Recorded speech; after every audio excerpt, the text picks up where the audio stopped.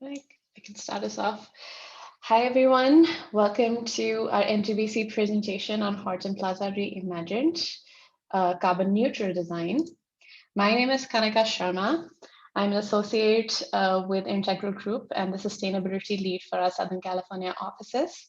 I also volunteer with USGBC LA as the chair of the Building Decarbonization Committee. And I'm joined by my co-presenters, Sara and Calina. Sara. Hi, my name is Sara Hickman. For the past 4 years, I've had the pleasure of serving as the Director of Sustainability for RDC, the executive architect on the project we're going to speak to today. But as of the last month, I've actually changed positions to focus more on ESG. So I'll be kind of speaking from both sides on Campus Horton today. Thanks. And my name is Calina Ferraro. I'm a mechanical engineer with Integral Group. I'm also the principal who leads our San Diego office. And so have been directly responsible in working on the Horton Plaza project, which is located in downtown San Diego. And I'm looking forward to sharing some of the features of it. Awesome. So I want to start us off by acknowledging the land that I sit on. The Los Angeles Basin is originally Tongva and Chumash people land, and the project that we will be talking about today, Horton Plaza, sits on the unceded ancestral land of the Kumeyaay people. I want to encourage all of you to become aware of the original caretakers of the land that you are on currently and thank them for their care. Acknowledgement is just the first step before we move on to reconciliation and reparations, but acknowledgement is an important first step to get there. So urging you all to incorporate this practice in your future presentations as well. Okay, so I took this graphic from Ed Mazria's Carbon Positive presentation where he talks about carbon budgets. In order for us to remain within our 1.5-degree goal, we have a limited carbon budget and need to drastically reduce the carbon emissions by 65% by 2030, and then get to net zero carbon or reach our carbon neutrality goal by 2040. Today is March 21st, 2021, which means we have approximately 18 years and 7 months to get there. So there's a lot to be done and not a whole lot of time to get there. But as daunting as that task may seem, I want to start off this presentation by celebrating where we have already gotten, what we have already achieved. Net zero carbon buildings are here. They are possible, they are within reach, they are no longer a pipe dream, and that's pretty evident from the large number of presentations that you are seeing in conferences such as MGBC and other similar conferences that are very much focused on decarbonization case studies and how to get there.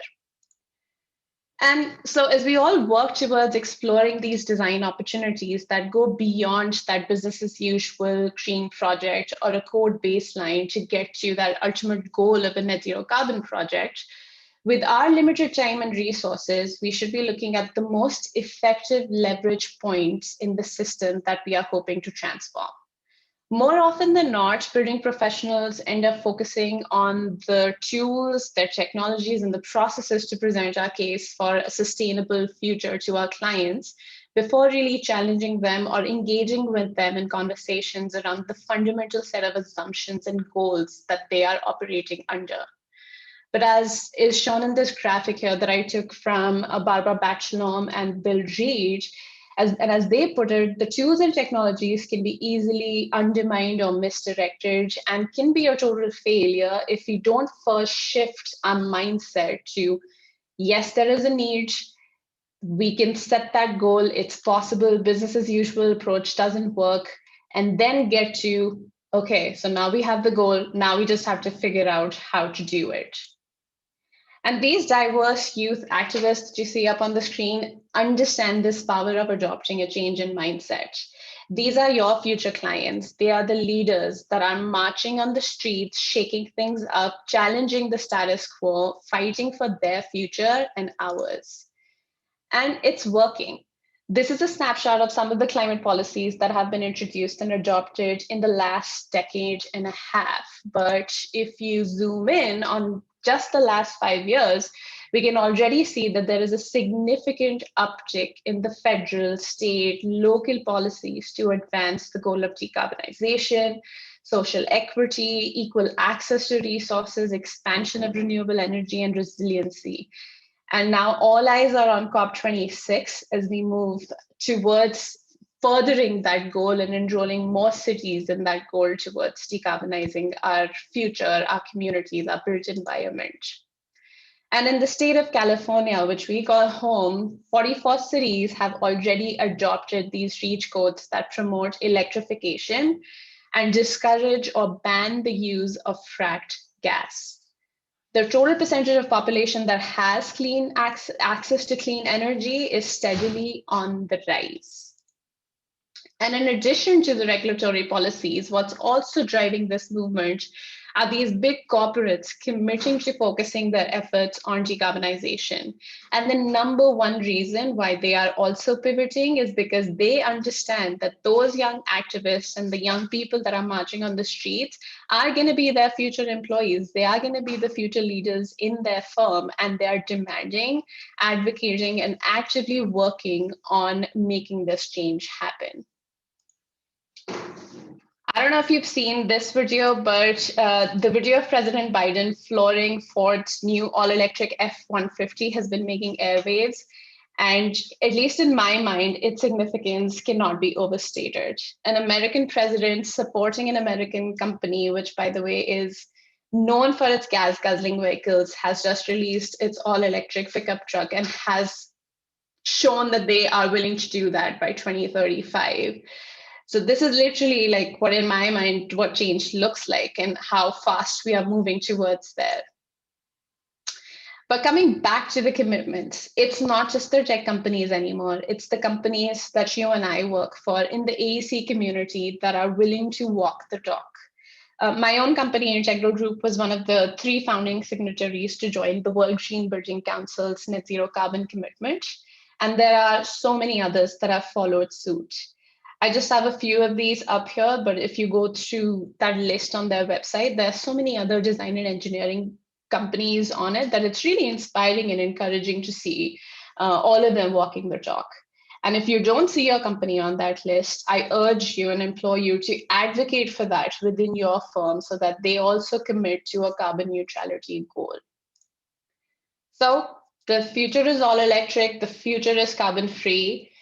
We know that, we all want to adopt that mindset, and now we're going to present to you how is it that we get there.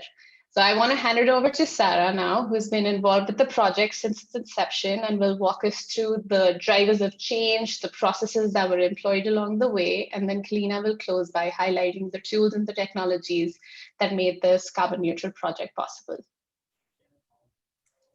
Thank you, Kanika. Well, I'm really excited to have the opportunity to be a part of this process and such an incredible group of talented individuals to really shift, get the upside down pyramid that you have, the mindset, the process, the tools, and the tech, and actually put it into application. So let's go ahead to the next slide and look at the site. Campus at Horton is located in downtown San Diego, just steps away from the trolley and bike lanes and minutes away from the $2.7 billion Blue Line extension, serving as an easy destination to reach through alternative transportation and supporting this idea of frictionless design. If we look at the historic images, Campus at Horton, I'm sure many people on this call have had experiences with it in the past. Originally developed by Ernest Hahn and designed by John Jurdy, and his first example of experience architecture back in the 80s for a cool $140 million, Hahn changed the way malls were designed and the role that they play in the community. When it first opened back in '85, it was a risky and radical departure from the standard paradigm of mall design. And the building's design featured mismatched levels, long one-way ramps, sudden drop-offs, dramatic parapets, shadowy colonnades, cul-de-sacs, and brightly painted facades constructed around a central courtyard. So Kalina and I we are from out of state. I'm from the East Coast, she's from Canada. So we never really had the opportunity to experience it back in its heyday, but boy, oh boy, did the rest of our team. I think a good hour in the first hour in our kickoff call was reminiscing about all the family ties to this mall growing up. Even people from out of state traveled here to get a glimpse of the great Horton Plaza. And excuse me, sorry. And now we're here to transfer this beautiful project. So let's talk a little bit about drivers. Go. So the Global Risk Report forecasts a year of increased domestic and international divisions with the added risk of economic slowdown. 78% of the survey respondents said they had expected economic confrontations and domestic political polarization to rise in 2020, which we definitely saw that. They also see the risk of extreme heat waves, destruction of natural ecosystems increasing, as well as a rise in cyber attacks, targeting operations and infrastructure, and money and data theft. Okay, so this is pretty dark, but it's typical for sustainability presentation, right? But in all seriousness, take a moment, if you haven't already, to think about which of these factors in this slide which would affect your business or your clients' businesses. And guess who cares about risk? Insurance brokers, the C-suite, banks, businesses, and investors. Which brings me to the great Larry Fink. If you haven't heard of him already, please jump on your phone or even multitask in the background for the next slide or so and pull up his letter to investors and CEOs from either 2020 or 2018. This guy is the money, as BlackRock is the largest investment firm in the globe, with close to $7 trillion of assets under management. Highly recommend taking a look at this. So this is really those people in the C-suite that's understanding the impact that climate risk has on business operations.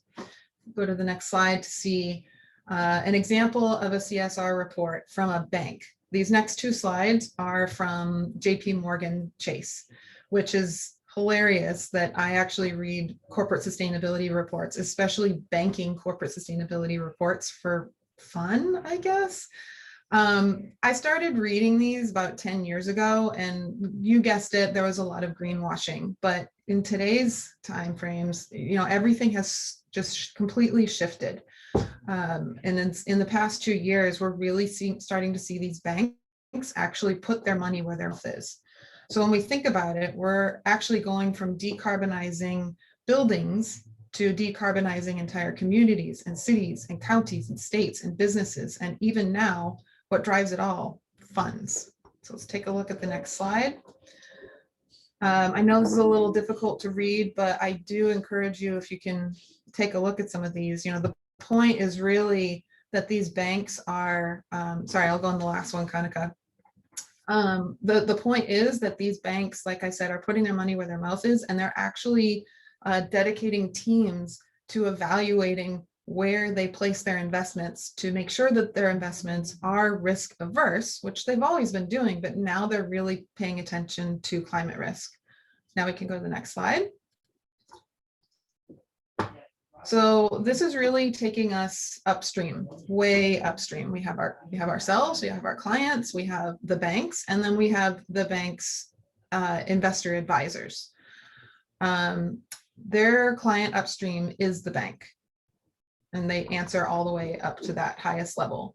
So these are some of the questions that are coming from the United Nations principles of responsible investing.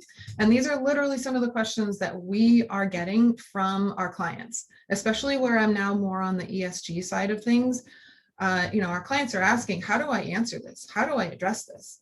And they really don't know how to. Even the ones that are actually doing the right thing with boots on the ground, they're still not quite sure how to answer these things. So it's really interesting to see these questions come on down from on high, because again, I will reiterate that bankers and investors are actually taking this stuff seriously. I will say that there is definitely a gap in the education. I've also seen some pretty silly questions come through, like, is your building FSC certified? I'm like, That's not really a thing. But I think that, you know, the private sector has the ability to move very, very quickly. And I think that the education will start to turn around here very quickly as climate change continues to be a significant concern. Now let's turn to our downstream drivers. So right from the very start, like any big developer, Stockdale began courting their future tenants on day one, actually day zero, if you will. Targeting tech tenants, they flew down the Bay Area's top leasing agents and brokers to San Diego to get a sense of what these tech tenants are looking for. And among many considerations sat sustainability at the heart of it. Now, Stockdale is not new to this concept. In fact, our primary point of contact, the director of construction himself, is exceptionally well spoken on the topic and was a big reason that this made it so far. But with such a large project, sustainability and health and wellness were naturally baked in from the very start. In fact, they were told, or we were told from the very start, that we had our own private bucket of money that was really dedicated to all the sustainability items, which was in large part PACE funding. So that played a very large role in the success of this project. So again, very, very early on, I think before they even had a GC on board for pre-bid, we looked at a wide variety of certifications and we all agreed on Wired Score, LEED, WELL, and health and safety. And True Waste actually came in a little bit closer to the end, but makes more sense because it's more of an operational certification. So we are already Wired Score Platinum, and I have to give a huge shout out to the telecom team with Integral Group. Gislini was just amazing to work with and help me through this process, as that's not really my strong suit. But the fact that they're already Wired Score Platinum, I'm hearing firsthand from their brokers and leasing agents that tenants love it. So that's just a new interesting certification that I hadn't really seen on the scene before. So again, this is really addressing the upstream and downstream stories of campus at Horton. It wouldn't be a sustainability presentation without a LEED scorecard. I'm not going to take you all the way through this, but just to highlight some of the critical points. We know the points are not the point, but they wanted platinum from the very start. So some of the key points that got us through this certificate, or is getting us through the certification, include enhanced commissioning, obviously the energy performance, which was integral to this process.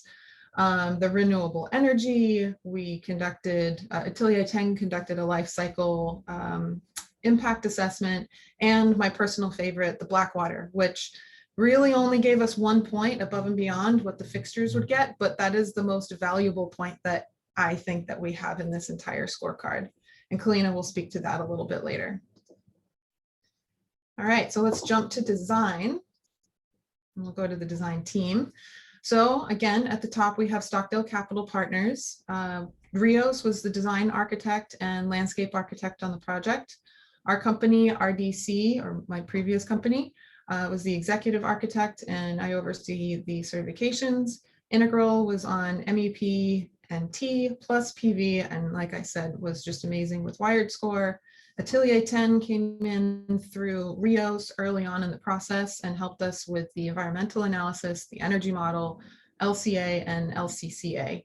And of course, Turner as well as the GC, and Natural Systems Utilities was on Blackwater, which Integral brought in. So if we take a look at the site map, we have, this is over 700,000 square feet of office, over 300,000 square feet of retail and food and beverage across a 1 acre site. And you'll see, Calina might reference to some of the buildings as I will as well, as building A through E. So that's how we really thought about this entire campus. Technically, it's considered one building. It's pursuing 4.0, LEED 4.0 under core and shell. And the reason that it's considered one building is because it's all pulling from one central plant.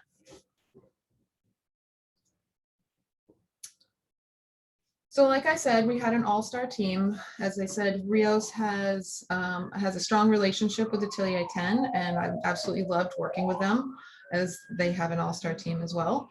So they held a sustainability charrette early on in the process. And what you'll see here is the potential for solar production. And this is naturally in the beginning of the process. You're trying to slap solar on every single facade you can, which sometimes doesn't make sense. But in this case, you'll see that we have a 5,000 megawatt or a 5.5 megawatt system scattered across the site, which we still tried to follow that concept as much as possible, but at least it got the team really thinking about PV very, very early on in design. And then we have the great facade analysis and the great debate. So we feel like we more frequently than we'd like to have to battle with our clients around the idea of glass buildings. Ownership fell head over heels for a glass box, which I agree is elegant indeed, but the rest of us on the design side know that that window to wall ratio is not going to pass Title 24, let alone your carbon neutrality goals.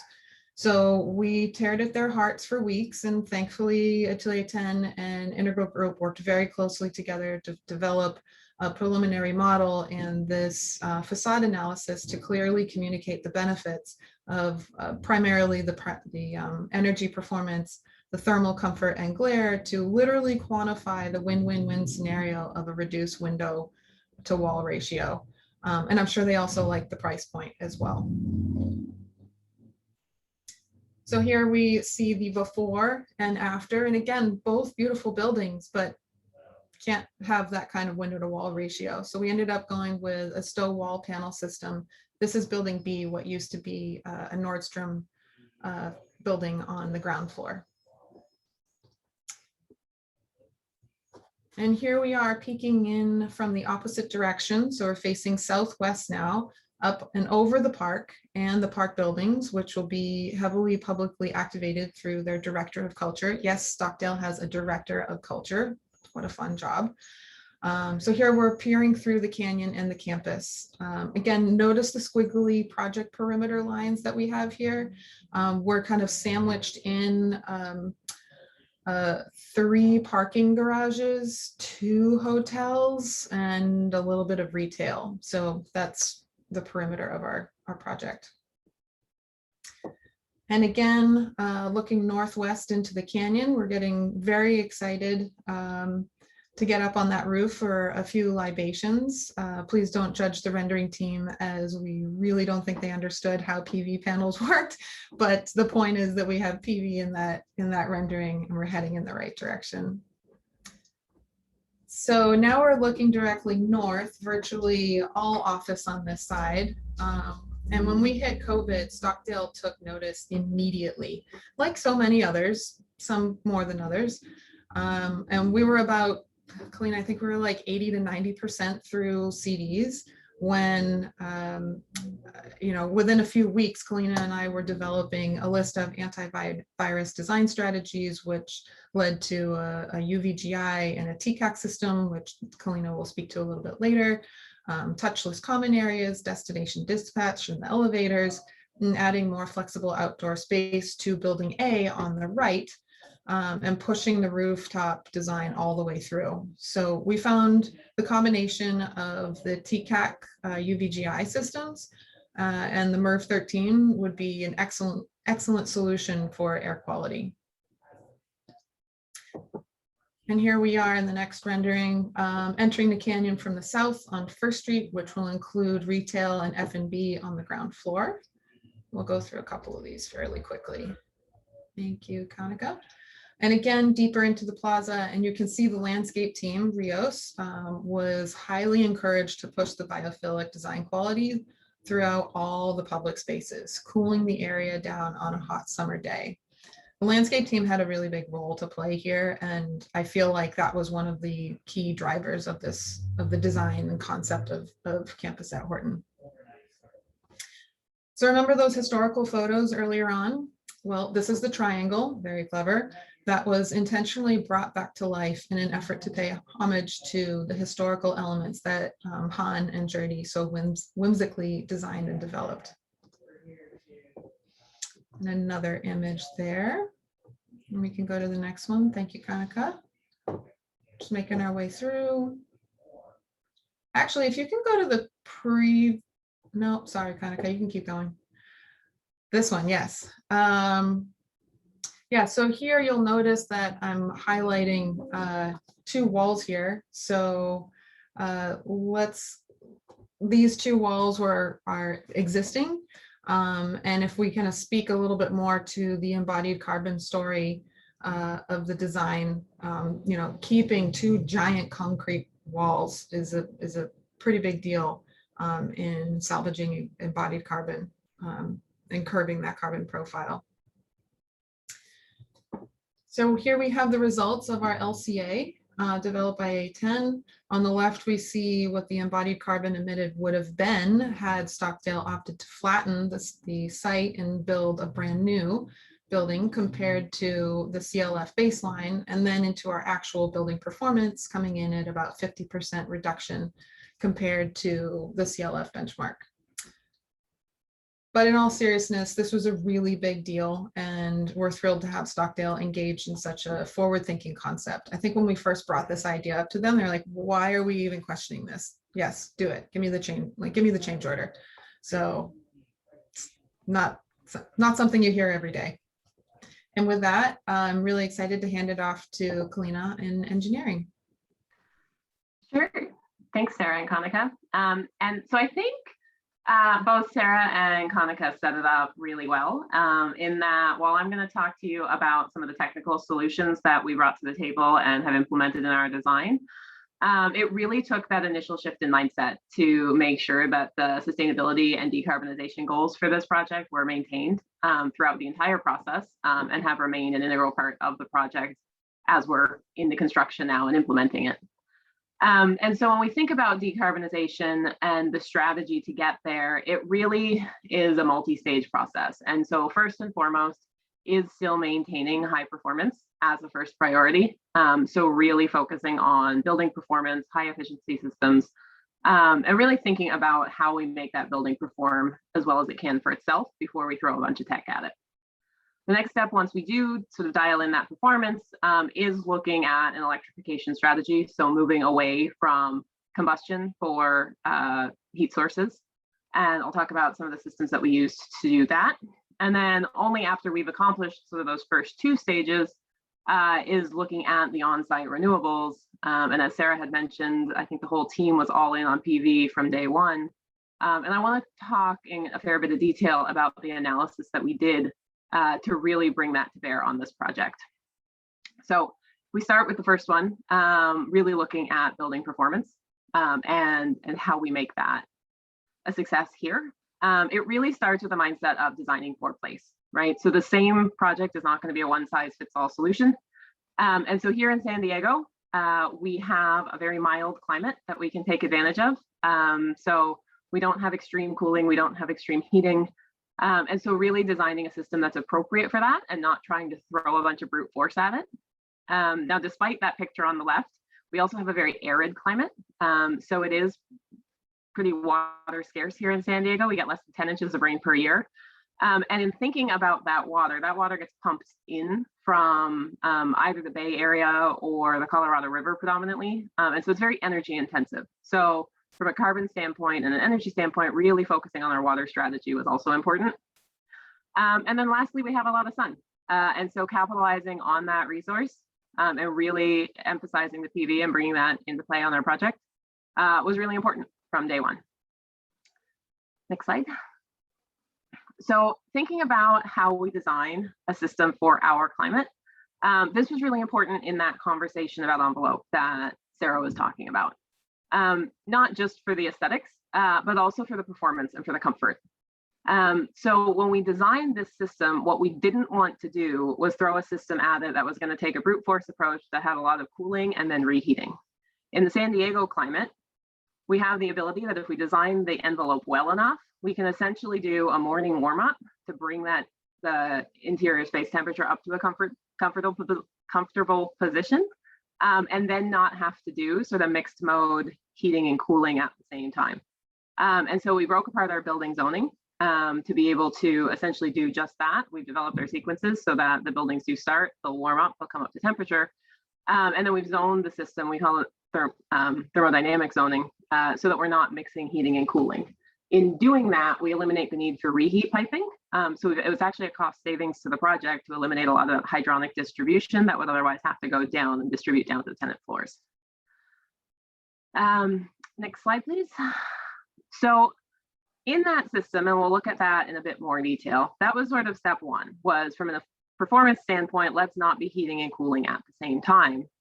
But then we needed to look, okay, well then how are we going to do our heating? And this is, again, keeping in mind that we want to be looking at an electrification strategy. So we're also not going to run a bunch of gas piping to all of these units or put boilers on all the roofs. From a cooling standpoint, as Sara said, we do have a central plant for the entire campus. So we are distributing chilled water throughout. If we were to do a central heating plant, that would also mean that we would have to distribute hydronic heating, hot water piping throughout the campus. And that would have been a significant cost add just given the size of this campus.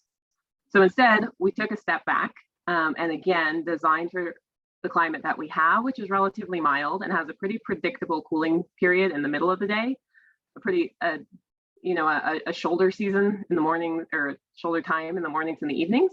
And then for the cooler months of the year, we do some heating to bring it up to temperature first thing in the morning. And so what we did is we essentially designed our chilled water system to be able to do all of that. So you can see on the left that in cooling mode, so for peak cooling in the heat of the afternoon, it operates as a very conventional chilled water system. So we have chillers, it's a primary, secondary system tied together with a buffer tank, and distributes to hydronic coils in the office air handling units, and then to our base loads, which are the IT rooms, electrical rooms, the fan coil units that they're going to be cooling all day, even into the evening. When we go off peak, so this is our mornings or our evenings, or sometimes in those the moderate days in the spring or fall, we actually let that chilled water temperature drift up. We don't need it to be as cold as we do on a peak cooling condition. And so rather than distributing at about 44 degrees, we let that supply temperature drift up to closer to 50 degrees. What that does it still allows our air handling units to provide that moderate level of cooling. They don't need full capacity at those conditions. And we've oversized our fan coil units so that they can also provide full cooling to the IT and electrical spaces at that higher temperature. And over time, we essentially let that heat come back and build itself up in that buffer tank, which means that once we get into the overnight period where we may need some heating, that buffer tank has now stored up and accumulated heat. We still have heat coming out of those base load rooms. And at this point, that 50-degree water that we're circulating is warm enough to be source temperature for a heat pump at those units. So we'll draw heat locally out of that loop at our air handling units, supply hot water to the heating coil to do that morning warm up. That actually sends cold water back into the system. It blends with the warm water coming from the IT rooms and essentially maintains that medium temperature coming back to the tank. So we're essentially doing heat recovery within our chilled water system without having to duplicate that piping. So we didn't have to distribute a whole second hydronic system for providing the heating there. So it allowed it, that actually ended up being quite a significant savings as well, again, from that distribution, and really saved the energy because it eliminates any simultaneous heating and cooling and allows us to recover the heat from our base load rooms and actually use that as the heat source for our offices for that morning warm up when they need it. On the cooling side, it's just a conventional chiller system, and the cooling tower associated with that cooling system is actually our largest water user on the project. And this is where I want to talk about the black water system for a minute, because it is, as a San Diego climate, it is water constrained. And we wanted to take a holistic approach to sustainability on this. And so we really tied that black water system in as a fundamental component of our central plant and our cooling system. So we designed this system in collaboration with NSU, as Sara had mentioned. They have their graphic on the left, which shows some of the details of what that system is. The simplified diagram that I have on the right kind of just shows that black water, the gray box down in the basement. And what we're doing is we're collecting all of the wastewater from the sinks and the toilets. And so this is gray and black water, bringing it back to that treatment system, treating it up to a non-potable standard, and then redistributing that for toilet flushing and fundamentally for the cooling tower, most significantly. Within that black water treatment system, there is multiple stages of treatment, and then finally a UV and chlorine disinfection stage, so that it is safe to redistribute within the building. And then that can meet a significant portion of the water demand within the building. And I'll have some graphs here on the next couple of slides that really demonstrate that. So this graph has a lot of different data on it, and it shows the different demand and supply opportunities. And so we think of black water and gray water supply as a resource that we can use. So what's getting flushed down instead of being a waste product is really an opportunity for us to harvest and reuse. And we've got pretty consistent black water supply throughout the year. So those are the gray bars. You can see that that maintains a pretty constant level because we have typical occupancy throughout the year. What varies over the course of the year, and those are those blue bars, and really significantly that solid blue portion, that's our cooling tower. And so you can see in the summer months especially, that cooling tower is far and away the biggest user. And so over the course of the year, we size that black water system to be able to sort of meet that medium demand. So, you know, to meet all of it and get every last drop would have required oversizing the system quite a bit. But we were able to offset a significant portion of that and actually reduce the water demand by, I think it's about 58%. And we see that actually on the graph on the next slide a bit more clearly. So you can see here what the water consumption would have been in gallons per day in that blue bar without the black water system. And then with that black water system, you can see it still does creep up over the summer because we don't offset all of the cooling tower demand. But by offsetting it for, I think, 9 months of the year, we did reduce that the water consumption by almost 60%. Next slide. All right, so the last thing I really want to wrap up on is doing a deep dive into some of the analysis we did for these PV systems. And so instead of just looking at the PV systems and saying, okay, on a typical day, what would we get for generation? We really picked this apart into the actual operation in the weather conditions we have. And so we look at the system that's installed on the roof. We look at actual weather files over, I think it's a 20-year period there. And then we look at the actual occupancy use in that building. And again, this is over a full year, not looking at typical days. So we run 8760 simulations, which represents the 8,760 hours in a year. And then we simulate different rates that can get applied to that, so depending on the SDG&E rate structure, and different weather conditions that can happen on different peak critical days. And you can see on the right there that all of these different runs give us different performance outcomes. And then we analyze those collectively to be able to make recommendations on how to structure this system. And I'll show you some of the graphs that we're able to generate in doing that. So this graph here, there's a lot of data on it. What you can see is every single one of those individual dots represents a full simulation. And so we ran 80,000 different simulations of this system. And then we applied all of the different available SDG&E rate structures. Essentially, bottom left is where you want to be. That's lowest utility cost, lowest first cost. And you can see in this case, it's actually the critical peak pricing plan, which carries high risk if you have those peak days. Those are the ones that will really nail you. But we looked at the amount of generation that we were able to get on this site and the amount of and the performance we had on our campus, and really the overall savings of that base rate looks the most favorable. And it gets even better if we get beyond PV and start looking at energy storage. So on the next slide, you can see what happens when we add batteries to this system, and it shifts the whole system to the left as well, and actually demonstrates how valuable a battery storage system could be incorporated with this PV system. And so this gives an example of how that works. You can see in green there, the generation from our PV system. The blue represents what we're still pulling from the grid. And that dark green in the battery, you can see where it really shaves off those demand peaks and provides that additional savings. Because otherwise our peak energy use would be essentially first thing in the morning when people show up for work, but before the PV system really starts generating. So once we knew this performance and we knew the rate structure, we actually worked with Stockdale to approach solar developers and have them submit procurement bids for actually putting this system in place. And we looked at, I can't remember, I think it was 18 different developers. So each one of those analysis represents the power purchase agreement rate structure that was being offered. And it's really important to understand how big that spread is. In this market, there is a lot of variability with the different developers. And so it takes a really sophisticated amount of coordination and procurement to really be able to dial in the best bid. And we were able to simplify this in a very comparable graph. And I'll show you a couple here on the next slide of how we're able to present that information, where we essentially drew a dashed line and we said, okay, one side or the other, depending on any different sort of weather day, regardless of how your tenants use it, like here's all of our 80,000 simulations. If you're on the left-hand side of that line, there's a chance that you won't get a savings out of here. If you're on the right side of that line, you'll get a savings. And you can see that because of that spread in developers, it's one developer on the left, which has you significantly to the left of that line. And then the developer that we ended up actually recommending and going with, it shows a really, really favorable financial graph and a strong position over there on the right, especially with the batteries, which is what that blue line represents. Next slide.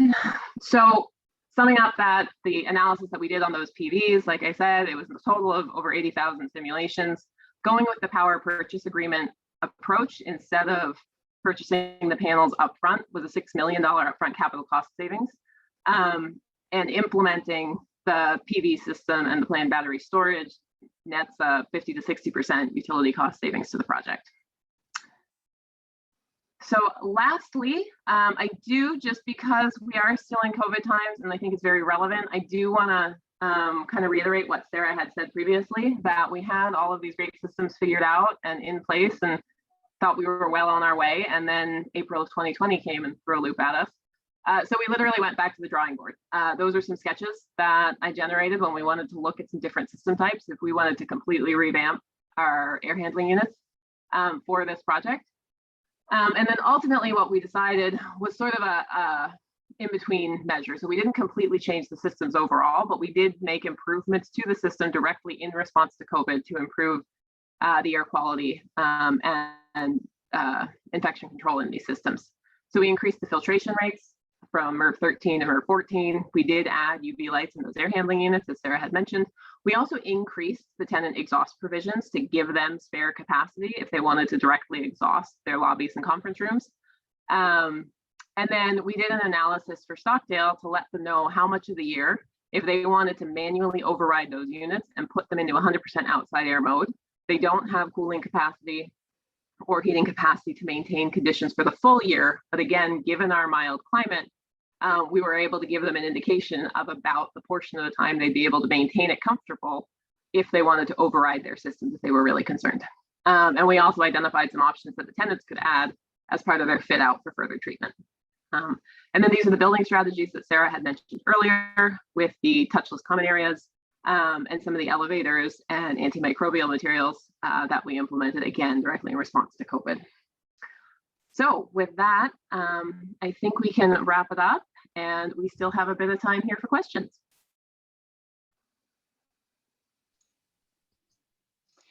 Fernanda, I don't see any questions in chat. If there are questions, we can start off with those. Otherwise, I have a few questions for Sara and Kanika. Yeah, I don't see anything there yet. Okay. Okay. So, all right. So feel free to drop in your questions. The question that I have for both of you is the very first thing that we often hear when we talk about net zero carbon bridgings with our clients is that it's going to cost more and we're not ready to pay that premium.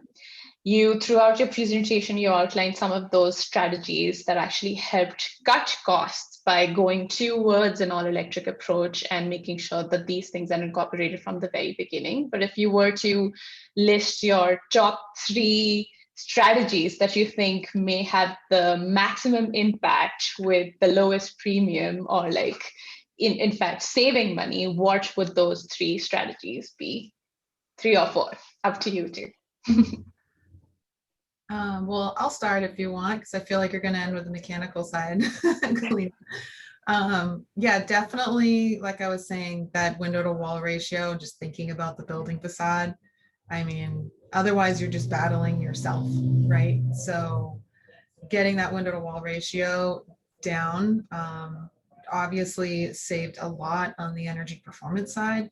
But like I said, it also is saving them a lot of money. So it's, and time on construction because they're pre-manufactured panels offsite. So still wall panel system was huge. Yeah, so I think also, I mean, a couple of things to add on to that, and I think it really emphasizes the mindset point that you made at the beginning, Kanika. Really making sure that you're designing a system that's appropriate for the building. We looked at the climate we had, the expected usage that we were going to have in here, and designed a really moderate system, right? We didn't throw 110% capacity to maintain exactly 72 degrees, you know, come 1,000-year design condition or whatever, right? We acknowledge that this is a system where people are going to be indoors and outdoors, and if it is a hot day, people will probably be wearing lighter clothing. And so we were really able to right size the equipment and dial it in and get those savings. And we were able to design, you know, the heating system we designed for this building, you really only design in a climate like San Diego. And so really designing appropriate for place and taking those savings so that you can invest them in other places that are beneficial. So investing in the insulation and the envelope and some of the control systems, because we do have a pretty sophisticated control strategies for our central plants and for our systems to allow this to work. But taking those trade-offs and making sure that you get credit for those so that you can invest the money where you want it instead of just having oversized equipment and sort of a brute force approach.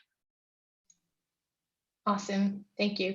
We have a question from the audience. Jan Dietrich is asking, with the bill in Senate and discussion about accelerating conversion of malls to affordable housing, has there been any thought here about maybe converting at least some of the parking to residential units?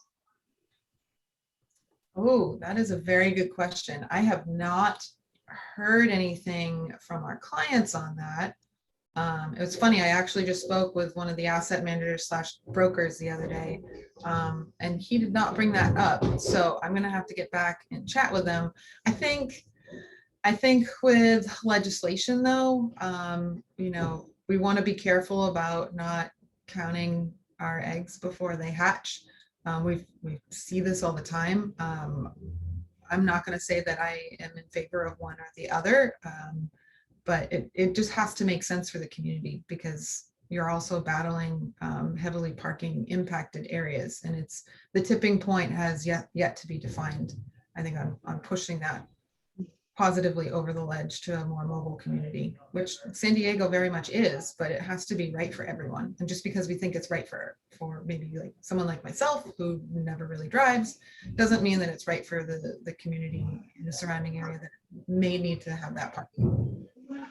I think another interesting element kind of on that topic is the way San Diego has developed sort of over the last couple of decades is that a lot of the life science sector development has actually been north of downtown, more in the La Jolla UCSD area. And so there has been a fair bit of residential construction that's happened downtown, but really our commute, when you look at the transit in San Diego, it's a commute out of downtown going north in the mornings. And so what Horton Plaza is doing with putting workplace back downtown is actually kind of reestablishing the downtown as a live work location. And so, you know, I think absolutely all of California is still facing challenges on the housing side and housing availability. But I think for San Diego specifically, re-engaging the downtown as a place that has workplace there so that people can be living and working in a neighborhood is really important for the city. Great. You just answered my second question already, Kaina. I didn't even have to ask that. Thank you so much. So I think we just 1 minute to close. So I want to thank my co-presenters. This is such an awesome project. Looking forward to its completion, and the organizers and the attendees for attending the presentation. Feel free to email us or ask us questions in the Whova platform if you have any on the project. Thank you so much, everyone. Thanks.